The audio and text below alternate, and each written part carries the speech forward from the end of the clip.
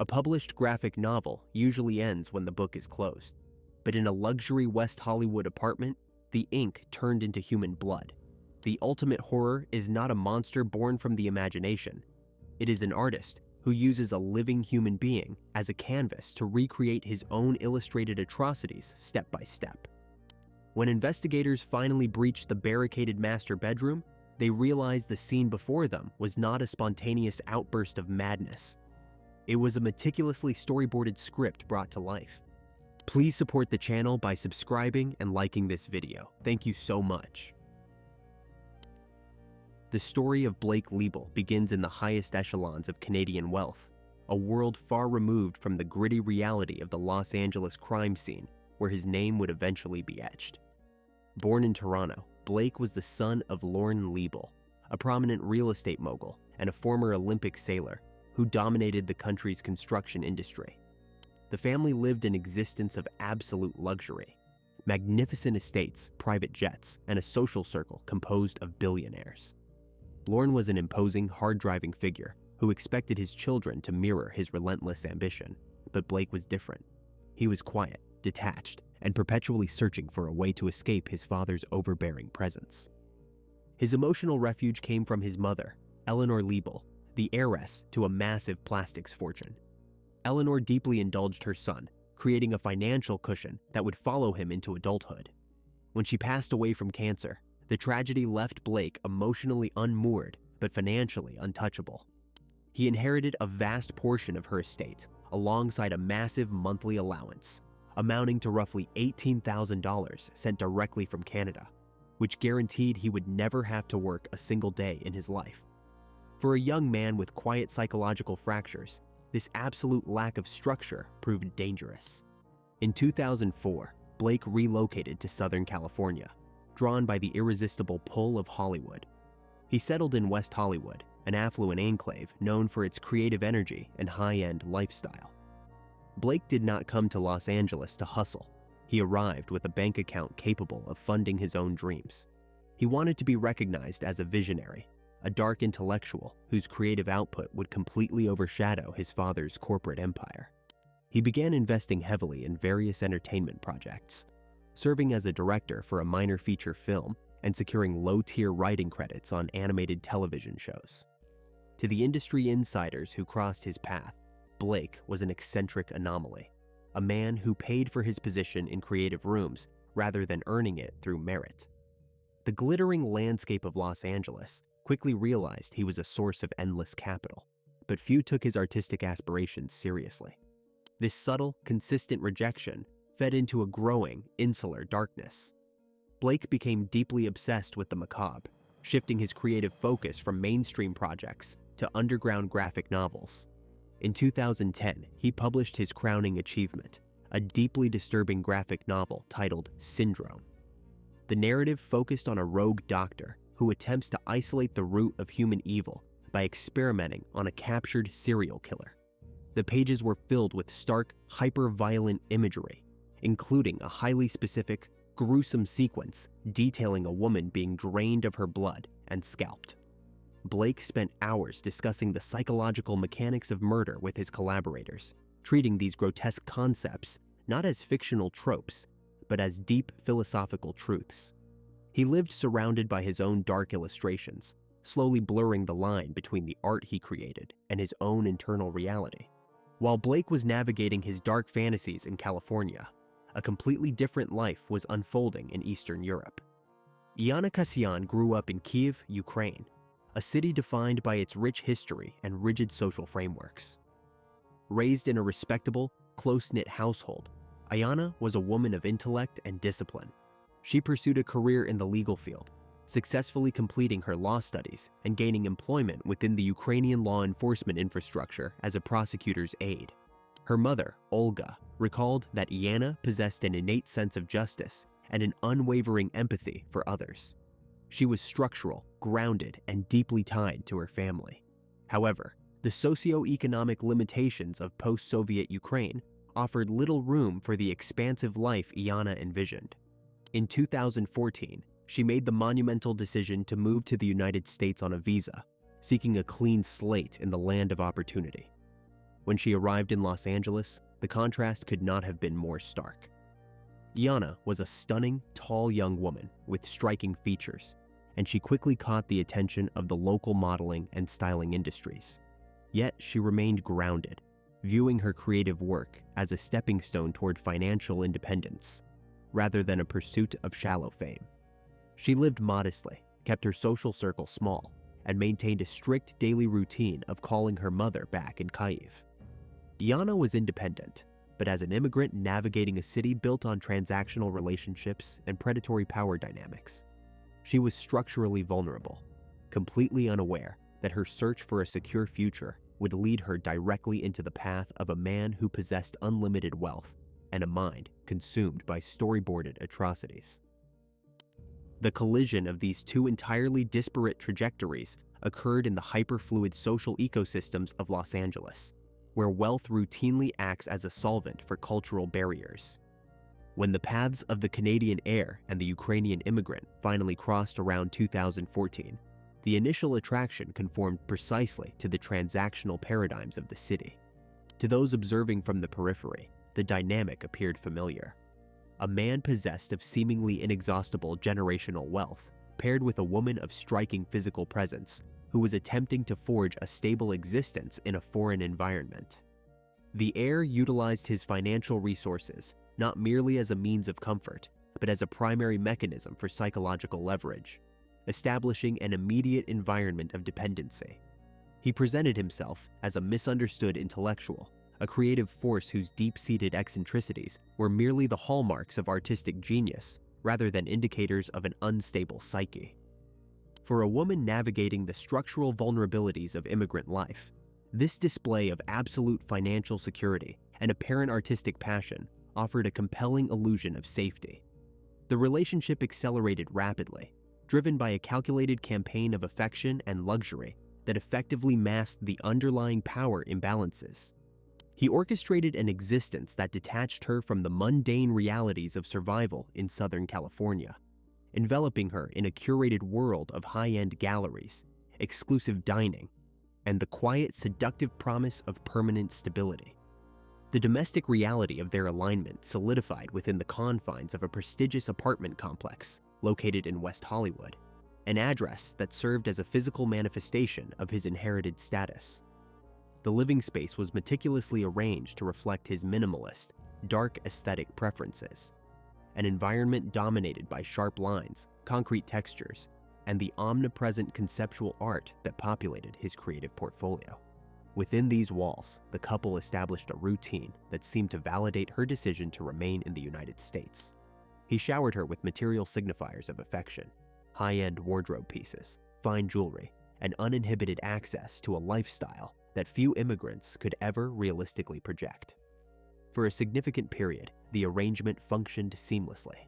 She perceived his intense focus on her as a profound validation of her worth, misinterpreting his constant presence and meticulous monitoring of her schedule as the natural protective instincts of a deeply committed partner. He took immense pride in displaying her to his superficial Hollywood acquaintances, treating her physical elegance as an extension of his own curated prestige, a living proof of his success in a city that had consistently kept his artistic ambitions at arm's length. Yet beneath this veneer of material abundance, the psychological landscape of the household was quietly shifting, as his need for absolute control began to outgrow the initial boundaries of standard romantic possessiveness. The first indicators of structural instability within the relationship manifested through a systematic process of emotional and physical isolation. As the initial novelty of the romance began to wane, his behavior grew increasingly erratic, punctuated by prolonged periods of sullen withdrawal and sudden, hyper-focused interrogations regarding her fidelity. He began to express an intense dissatisfaction with her lingering connections to the outside world, viewing any interaction that did not include him as a direct assault on his authority. He quietly discouraged her from maintaining her small circle of local acquaintances, micromanaging her telephonic communications, and subtly poisoning her perception of those who sought to maintain friendships with her. The daily telephone conversations with her mother in Kyiv became a particular source of friction, a baseline of grounded reality that he could neither monitor nor completely control. His psychological framework was characterized by a profound, fragile insecurity, a constant terror that his lack of genuine merit would be exposed to the woman who lived beneath his roof. To counteract this internal rot, he escalated his demands for absolute devotion, transforming the West Hollywood apartment from a sanctuary of luxury into a highly insulated psychological crucible. She found herself constantly adapting her behavior to appease his volatile moods. Walking through an emotional minefield where an inappropriate glance, a delayed response, or a momentary focus on external matters could trigger days of icy silence or explosive resentment. The defining fracture in their domestic arrangement occurred with the confirmation that she was expecting a child, a biological reality that completely disrupted the self-absorbed universe he had constructed. Rather than engineering a sense of shared purpose or stabilizing his volatile emotional baseline, the impending parenthood triggered a severe, rapid escalation of his underlying psychopathy. He did not view the expanding family as a legacy, but as a direct threat, a permanent rival for the absolute, undivided attention he demanded from his partner. His jealousy grew obsessive, manifesting as a deep disgust with the physical transformations of pregnancy and a toxic resentment of the focus she naturally shifted toward her health and the future of the infant. The birth of their daughter in May 2016 marked the final collapse of their emotional equilibrium. Within days of returning from the medical facility, the atmosphere inside the West Hollywood residence became toxic. The young mother was now completely consumed by the relentless demands of a newborn, a shift in focus that left his fragile ego entirely starved of the validation it required to function. He viewed her maternal devotion as a calculated act of abandonment. The tension within the apartment reached a critical volume, as his mind, thoroughly saturated with the violent storyboards of his own graphic illustrations, began to seek a physical outlet for the immense, distorted rage building against the woman who had dared to bring a new life into his world. The transition from psychological hostility to physical violence required only a single choice: the choice to close the perimeter. On May 23, 2016, the fragile arrangement between the couple shattered entirely. The newborn infant had been temporarily moved to a nearby hotel where the maternal grandmother was staying, providing a brief window of physical separation. But the mother needed to return to the Holloway Drive apartment. There were personal items to retrieve. There was a conversation to be had. She walked out of the hotel room, leaving her infant in safe hands. She walked down the sun-drenched streets of West Hollywood. She entered the luxury complex. She took the elevator up. The heavy wooden front door of the apartment opened, and then it closed. The lock turned. It would not open again for days. The immediate priority inside the apartment was total physical containment. The perpetrator did not merely turn the deadbolts. He systematically fortified the space against the outside world. Heavy designer furniture was dragged across the polished hardwood floors, scraped into position against the entry point. Mattresses were stripped from the beds and jammed into the doorframes, creating a crude, thick acoustic barrier designed to swallow sound. The apartment was transformed into an ideological bunker. Every window was shut tight against the warm California breeze. The blinds were drawn down to the sills, cutting off the natural light, plunging the concrete-textured rooms into a permanent, artificial twilight. Then, the physical confrontation began. The pacing of the assault was not sudden. It was structural. It was drawn out over a timeline that defied standard forensic patterns. The rooms became a literal manifestation of the printed panels of syndrome. The layout of the luxury master bathroom was repurposed into a clinical workspace. The sequence of injuries inflicted upon the victim mirrored, with terrifying precision, the exact storyboarded illustrations the heir had published years prior.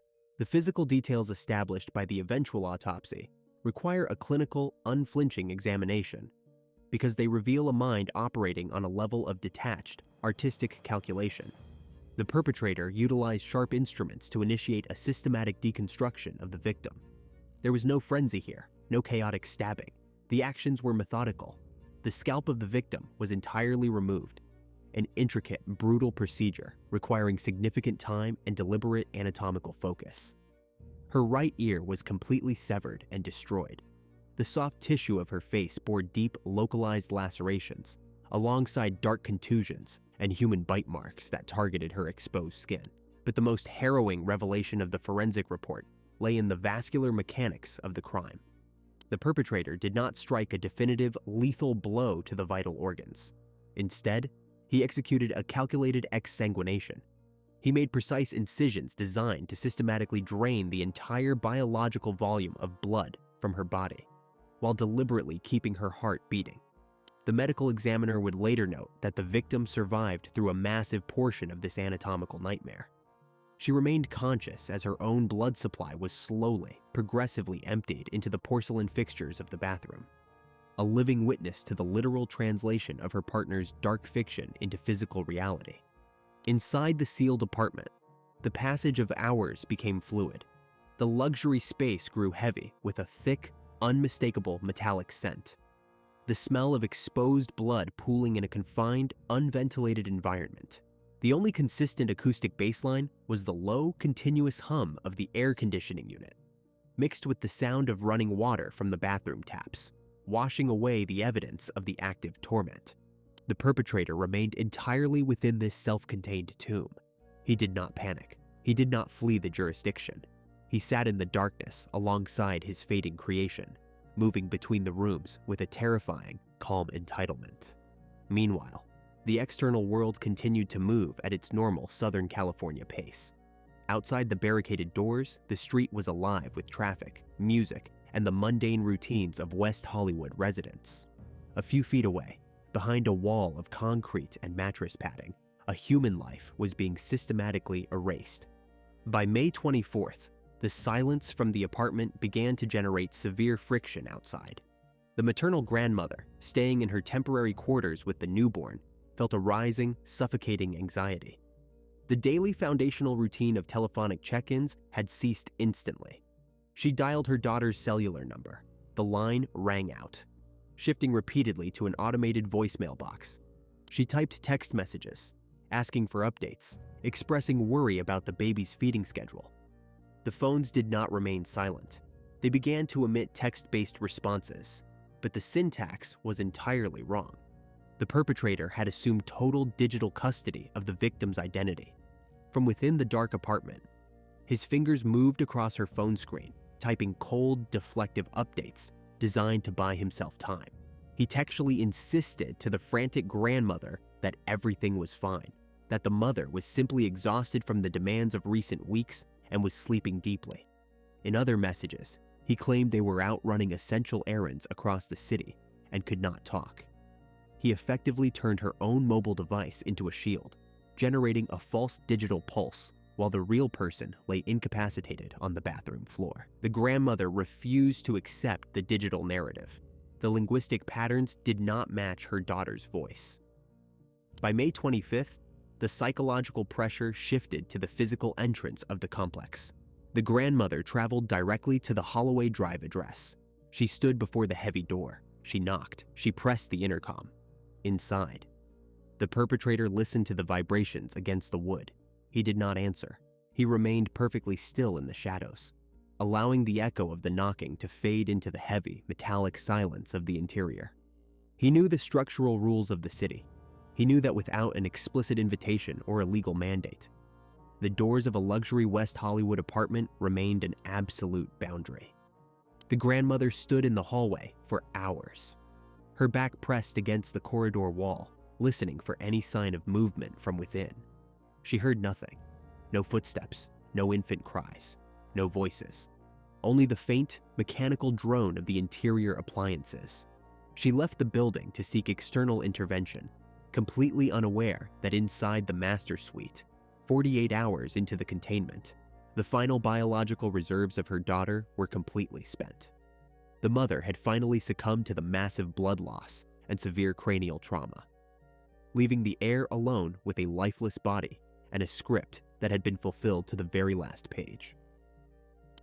The complete collapse of standard communication left a frantic mother entirely isolated in a foreign metropolis.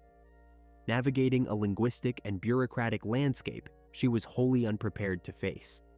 In the cramped quarters of her temporary hotel room, The relentless cries of a newborn infant provided a harrowing acoustic background to her rising panic. The daily foundational routine of telephonic check-ins with her daughter had vanished instantly, replaced by a terrifying, hollow digital silence. She knew the internal rhythm of her child's life better than anyone else, and this absolute void was a biological impossibility. She attempted to bridge the geographical distance by calling acquaintances, seeking anyone who might have seen the young mother walking through the affluent streets of West Hollywood, but every inquiry yielded identical dead ends. The psychological weight of the silence eventually drove her out of the hotel room and directly into the public sphere. Lacking fluent English and carrying a weeks-old infant in her arms, she walked into the West Hollywood station of the Los Angeles County Sheriff's Department. Through a haze of raw emotion and fractured translation, she attempted to communicate the absolute anomaly of her daughter's disappearance to the desk deputies.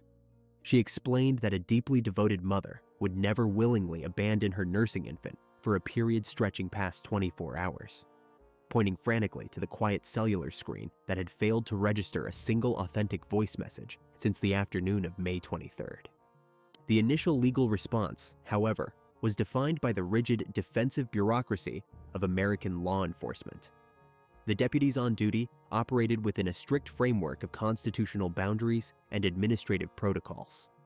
They explained to the distraught woman that under California law, an adult citizen possesses an absolute right to detach themselves from their family matrix without explanation.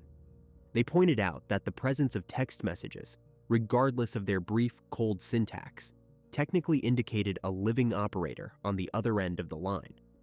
To the analytical eyes of the station staff, the scenario lacked the immediate, visible hallmarks of a violent abduction, appearing instead like a standard domestic dispute or a temporary separation between volatile partners. They advised her to return to her quarters and wait for the situation to resolve naturally.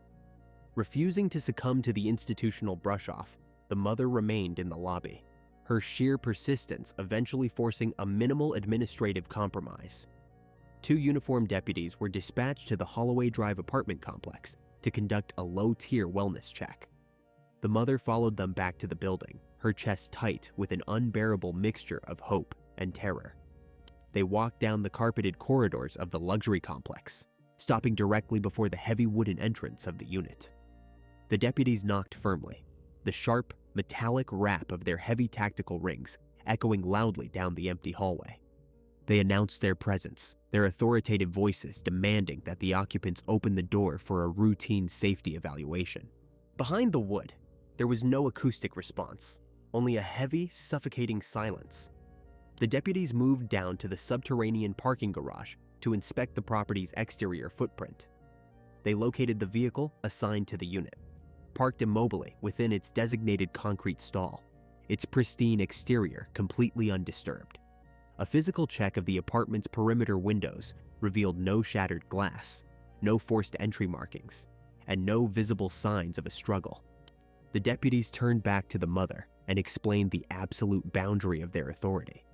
Under the protective framework of the Fourth Amendment, law enforcement cannot legally breach a locked private residence based solely on familial anxiety.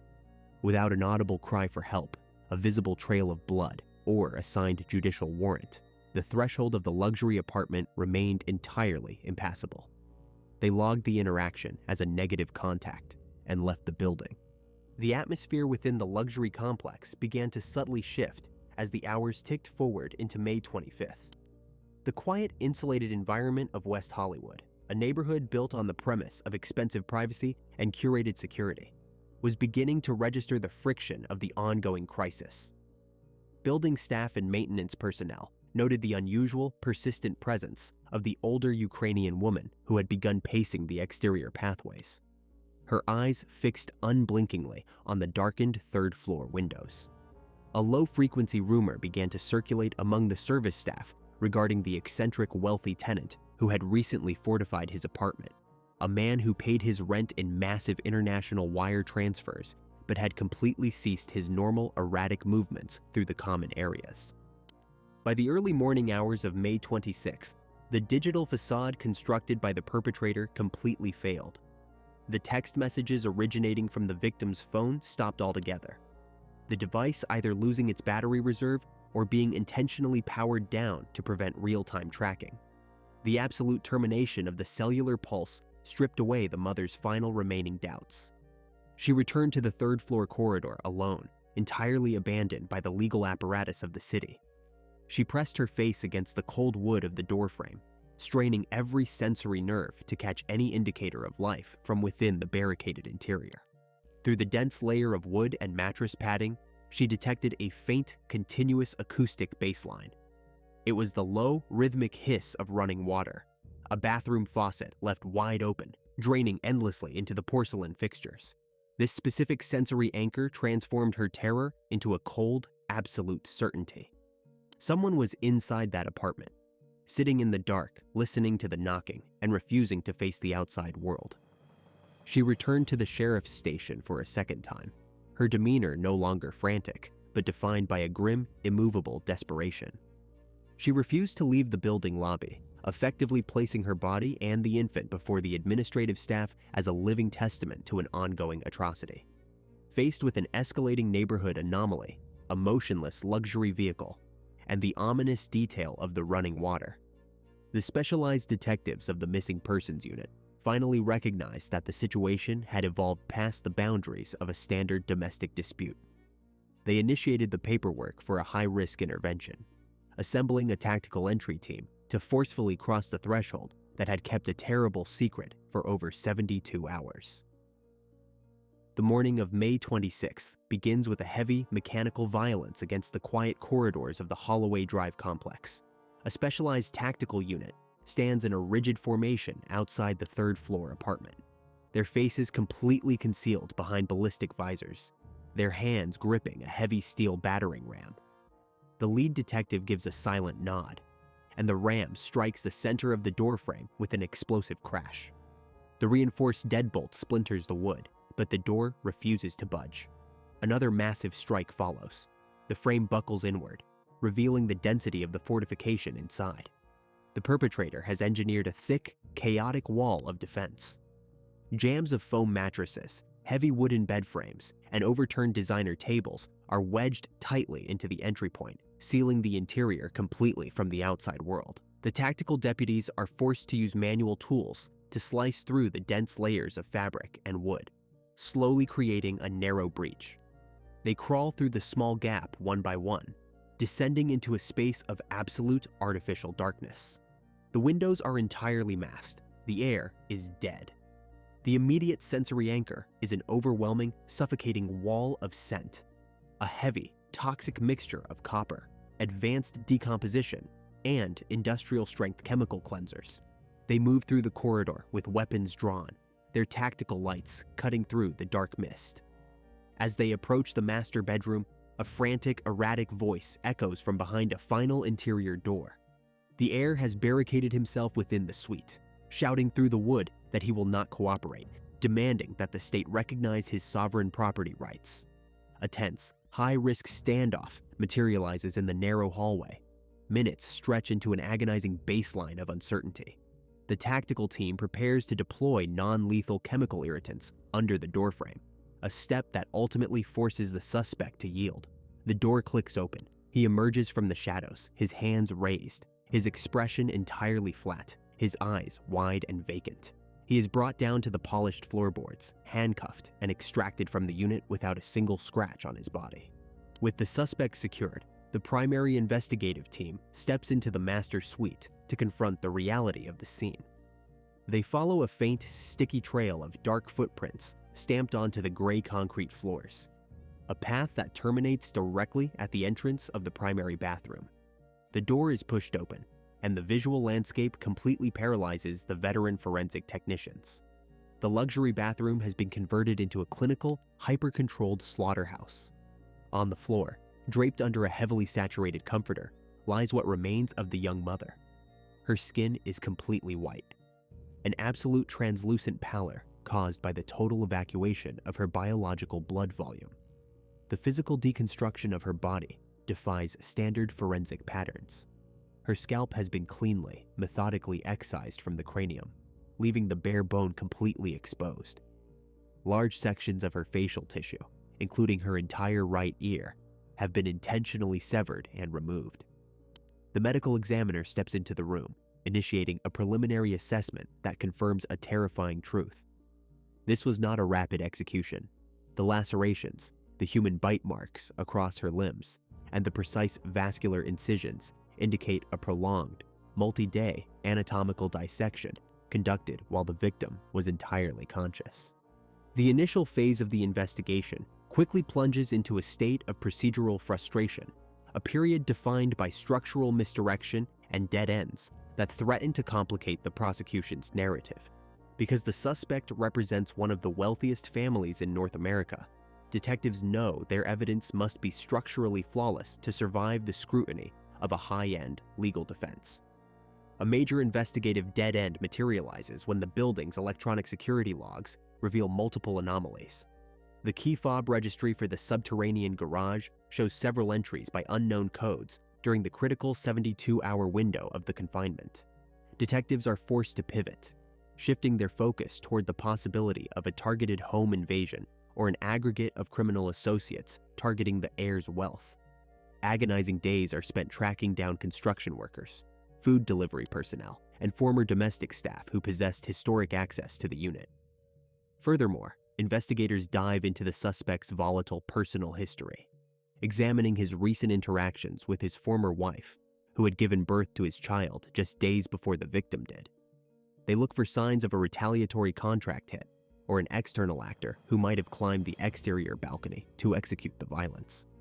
Every hour spent chasing these alternative suspects ends in the same cold reality, a series of dead ends that yield no physical footprint, confirming that no other individual crossed that threshold. The breakthrough occurs when technicians expand their search into the physical infrastructure of the wider apartment complex. Clad in white hazardous material suits, forensic investigators descend into the building's central waste management system. Inside the deep trash chutes and the industrial dumpsters located on the lower levels, they uncover a sequence of heavy plastic garbage bags. Inside, the reality of the deconstruction is laid bare. The bags contain pieces of human flesh, clumps of dark hair, and the missing portions of the victim's scalp, discarded down the chute in a crude attempt to sanitize the primary scene. Alongside the biological matter, they recover a specific set of sharp-cutting instruments, blood-soaked designer clothing, and empty containers of heavy bleach hidden behind a maintenance panel. The final definitive piece of logic is uncovered during a systematic processing of the suspect's creative workspace. Hidden beneath digital rendering tablets and architectural storyboards, a detective pulls a physical copy of the 2010 graphic novel from a shelf. As the investigator turns the heavy illustrated pages, a profound silence settles over the room. The printed panels do not merely bear a casual resemblance to the crime scene. They serve as a literal, step-by-step blueprint for the murder. The book details a rogue intellectual who methodically drains the blood from a female subject, featuring explicit, stylized drawings of a woman being scalped in an identical anatomical fashion. This was a real-time, physical manifestation of a dark narrative that the heir had been incubating within his mind for 6 years. The confirmation of the details inside the apartment sends a massive shockwave through the local community, fundamentally altering the social atmosphere of West Hollywood. The affluent, insular neighborhood, an area where residents routinely invest millions to buy absolute privacy and safety, is suddenly consumed by a collective terror. In the local cafes and elite art galleries along Sunset Boulevard, conversations shift away from creative pursuits toward a dark, obsessive fascination with the monster living in their midst. The case completely erases his reputation as an eccentric, wealthy artist, replacing it with the image of a calculative predator who used his immense wealth to build a private chamber of horrors. For the large community of Eastern European immigrants within the city, the tragedy acts as a grim, terrifying reminder of their own structural isolation, proof that in a landscape defined by transactional power, the walls of a luxury apartment can easily become a permanent tomb. The legal battle inside the Los Angeles County Superior Court quickly transformed into a stark demonstration of institutional gravity, pitting an unyielding forensic record against the defensive maneuvering of an elite, heavily funded legal team. The defense attempted to mitigate the horrific nature of the evidence by introducing motions to suppress the seizure of the graphic novel, arguing that an artist's fictional output could not legally serve as a proxy for real-world intent. They suggested alternative psychological frameworks, hinting at a sudden, temporary break from reality that lacked the structural premeditation required for a first-degree conviction. But the prosecution built an unassailable narrative centered entirely on the clinical timeline of the apartment's containment. They presented the medical examiner's testimony, a devastating, emotionless sequence that detailed how the biological mechanics of the trauma perfectly matched the published panels of the book. The physical evidence, the fortified entry points, the blood-saturated mattress padding, and the discarded tissue in the waste chutes proved an unbroken chain of calculative execution. The jury was confronted with the stark illustrations side by side with the autopsy records, a visual correlation that erased any possibility of a spontaneous domestic accident. The structural deliberation did not last long. In June 2018, the judicial apparatus delivered its final verdict. The defendant was found guilty on all counts, including first-degree murder, torture, and aggravated mayhem. The court completely rejected the defense's appeals for leniency, emphasizing the unprecedented cruelty of the multi-day torment. The heir was sentenced to life in prison without the remote possibility of parole, an absolute, permanent termination of his inherited freedom that ensured he would spend the remainder of his biological days within the rigid confines of the state penitentiary system. The West Hollywood apartment was eventually cleared of its physical barriers, but the space remains permanently stained by the ink of that completed script. The tracking files are archived, leaving a quiet, generational trauma across 2 continents. The newborn infant survives as the sole living legacy of an alignment that defied domestic logic. Growing up entirely separated from the inherited millions of Toronto, the legal chambers of Kiev, and the dark, illustrated panels where unchecked psychopathy collided with human bone. Please like this video and share your thoughts about this case in the comments. Be sure to check out our previous videos as well. See you soon.